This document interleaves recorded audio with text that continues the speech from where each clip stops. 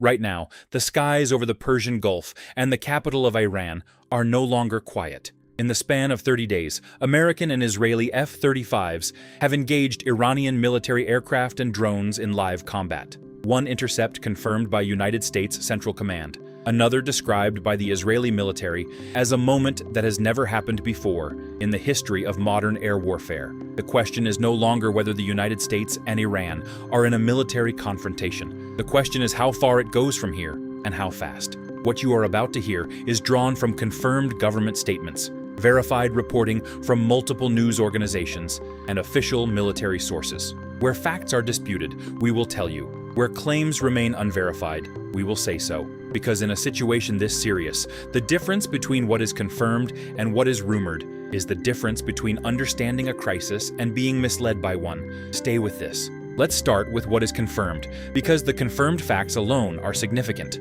On February 3, 2026, a United States Marine Corps F-35C Lightning II, operating from the USS Abraham Lincoln aircraft carrier in the Arabian Sea as part of the Fifth Fleet, shot down an Iranian Shahed 139 drone. The drone, according to United States Central Command, had aggressively approached the carrier with unclear intent. There was no warning given to the Iranians. The drone was destroyed. No American personnel were killed. No damage was sustained by the ship. Central Command spokesperson Navy Captain Tim Hawkins confirmed the engagement in a public statement. Continued Iranian harassment and threats in international waters and airspace will not be tolerated. Iran's unnecessary aggression near U.S. forces, regional partners, and commercial vessels increases risks of collision, miscalculation, and regional destabilization. That statement, precise, controlled, and deliberate, was issued by a United States military command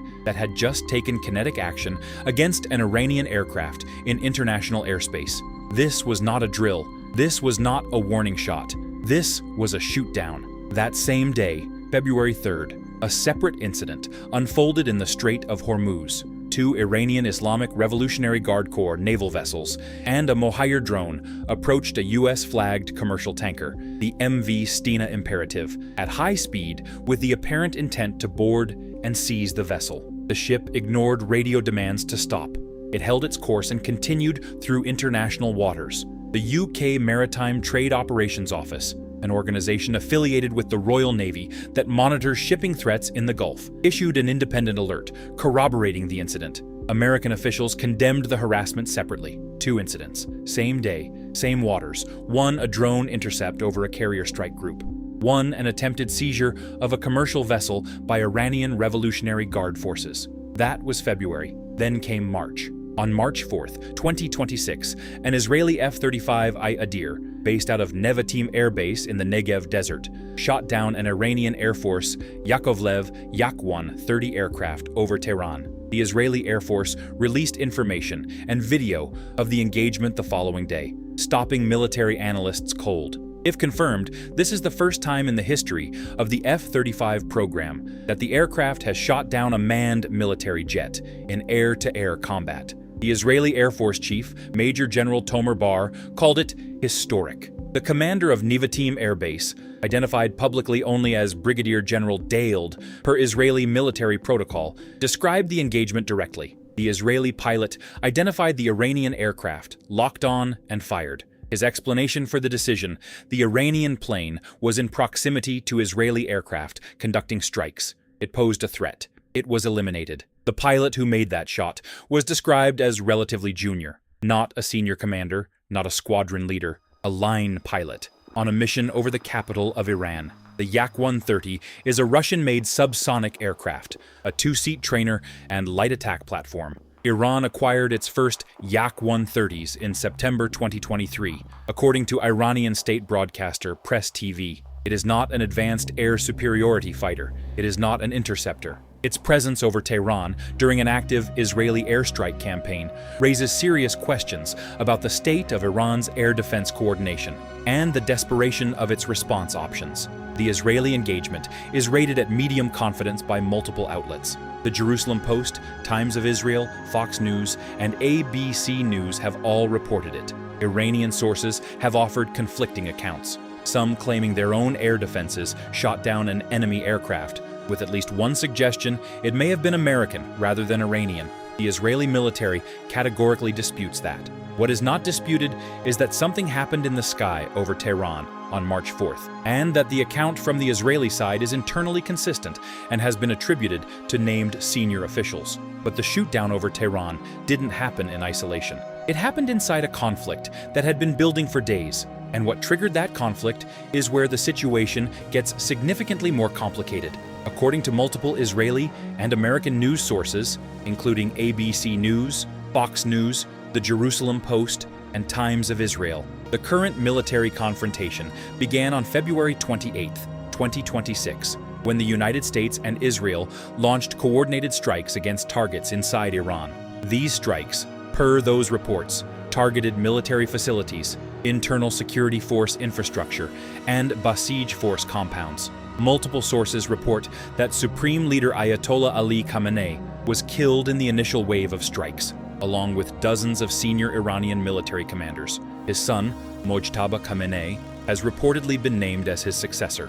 These claims carry a medium to low confidence rating. They originate from Israeli and American media reporting on Iranian and Israeli government claims and have not been independently verified by neutral third-party governments or international observers. What makes these claims difficult to dismiss entirely is the pattern of events around them. Iran began launching missile and drone barrages at Israel and Gulf allies in the days that followed. Reports indicate that over 1,000 Iranian attacks have been directed at the United Arab Emirates alone. The Strait of Hormuz, the narrow waterway through which approximately 21% of the world's daily oil supply passes, has reportedly been closed to maritime traffic, according to Source 2 reporting. Iraqi officials reportedly announced production cuts in response to the disruption. The Trump administration's posture, per those same medium-confident sources, has been to frame the military action as preemptive and necessary, with President Trump stating publicly that Israel did not push the United States into this conflict.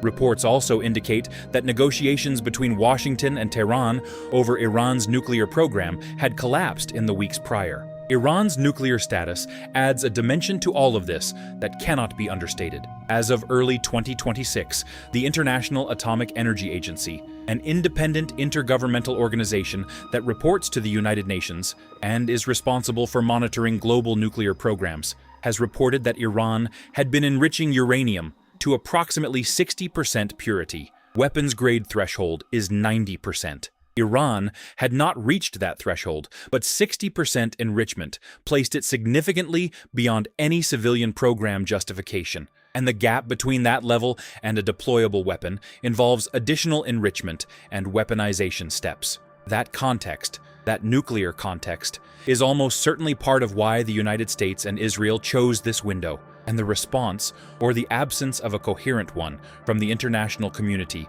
tells you everything about how fast this moved. The international response to what is unfolding in the Gulf and over Tehran has been, at best, fragmented. The United Nations Security Council, the body with the formal mandate to respond to threats to international peace and security, has issued no coordinated response as of this reporting. Russia and China, both Permanent Security Council members with veto power, have released no public statements on the escalation. Their silence is not passive. Both nations have strategic interests in Iran's stability. Russia as a military supplier, China as Iran's largest oil customer. Their absence from the diplomatic conversation as airstrikes hit Tehran and Iranian drones fall over American carriers is itself a strategic signal. They are watching. They are not intervening diplomatically. That calculation may change. The United States government's public posture has been layered and at times deliberately ambiguous. The Pentagon, as of March 10th, characterized American air operations in the region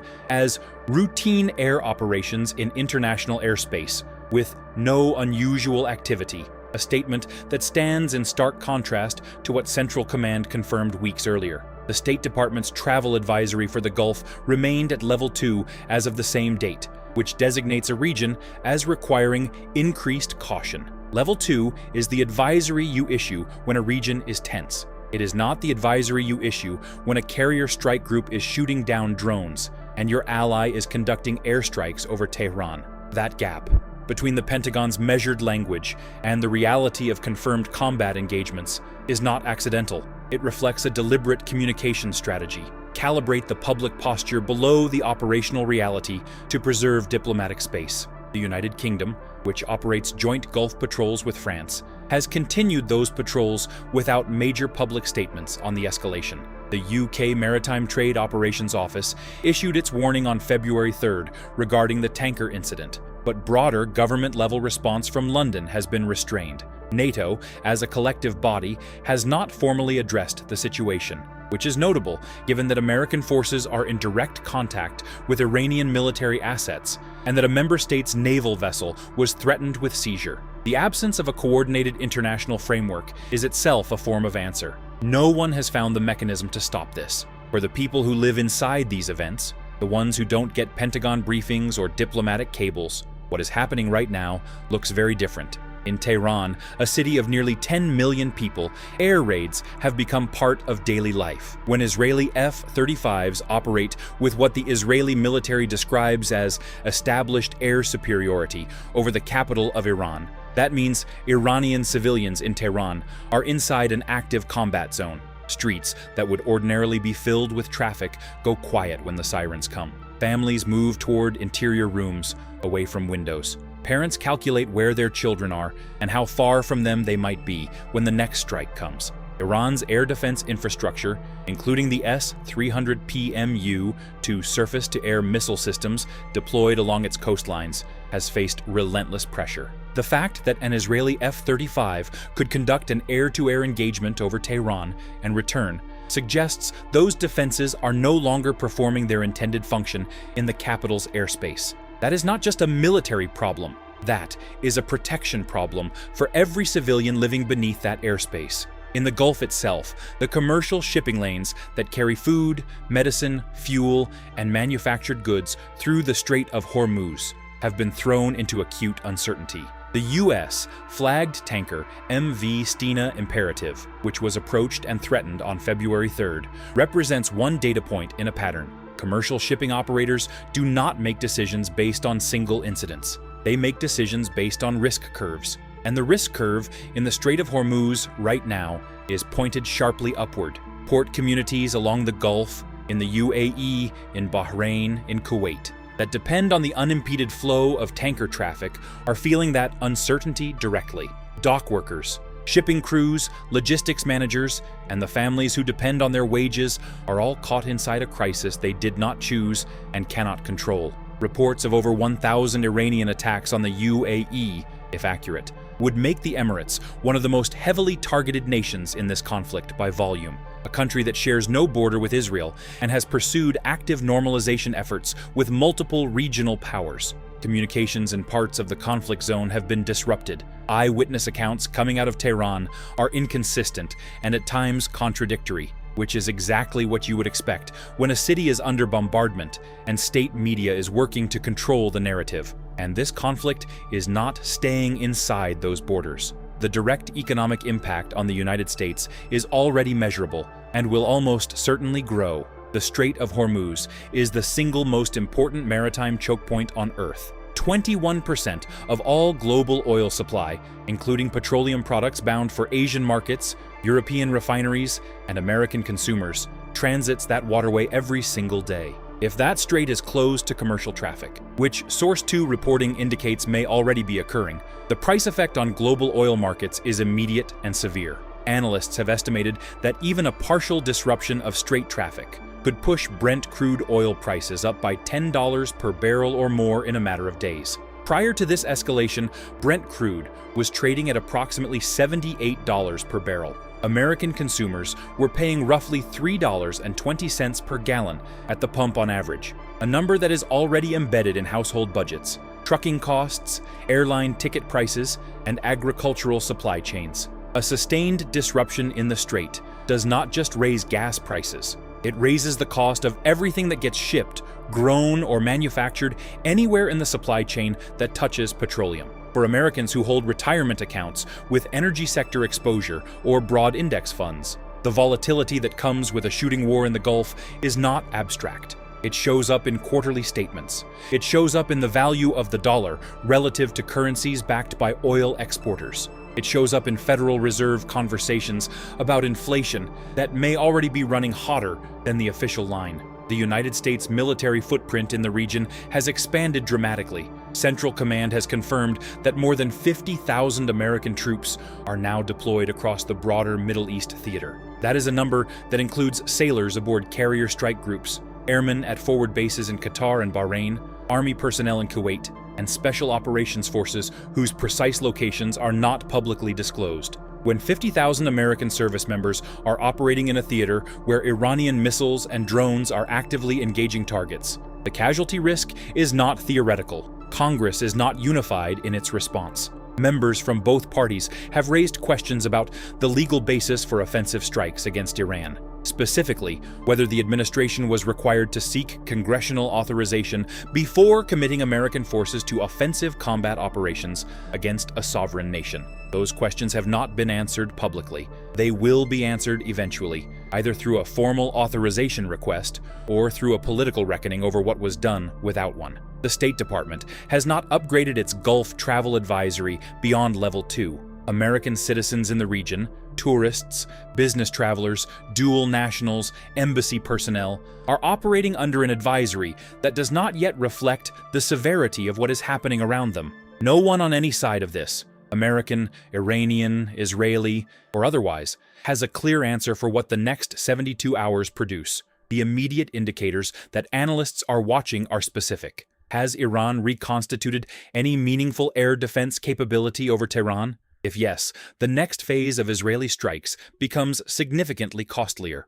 If no, Iranian airspace remains contested, and that means the campaign can continue at tempo. The status of the Strait of Hormuz is the single highest stakes economic variable in this crisis. Every hour that the strait remains effectively closed is an hour in which the global oil supply chain is absorbing a shock. Saudi Arabia, which has production capacity that could theoretically offset some Iranian supply loss, has not publicly announced any production increase. Iraq, which sits between Iran and the broader Gulf region, has reportedly moved toward output cuts rather than increases, which would compound the supply disruption. Iran's nuclear program is now a central and unavoidable question. The country's uranium enrichment infrastructure is distributed across multiple hardened sites: Natanz, Fordo, Isfahan. The IAEA has reported enrichment at levels significantly beyond civilian program justification. If Iranian leadership, now potentially in transition following the reported death of Ayatollah Khamenei, decides that a nuclear deterrent is the only guarantee of survival, the window for preventing weapons development narrows in ways that cannot be reopened. Intelligence reporting, which carries the lowest confidence rating in this brief but cannot be ignored, suggests American covert operations may be underway to complicate Iranian internal security, including reports of support for Kurdish forces along the Iran-Iraq border. If accurate, this represents a multi-front pressure campaign designed to force a decision inside Tehran faster than Tehran is ready to make one. The next move is Iranian, and Iran's options, military, diplomatic, nuclear, and asymmetric, have not been exhausted. The sky over Tehran is quieter this hour than it was yesterday. That does not mean the crisis is cooling. It means both sides are calculating, and in a confrontation between two nuclear-adjacent powers. With American forces in the middle, the cost of a miscalculation is not measured in news cycles. It is measured in what comes after. Stay informed, stay aware, and do not look away.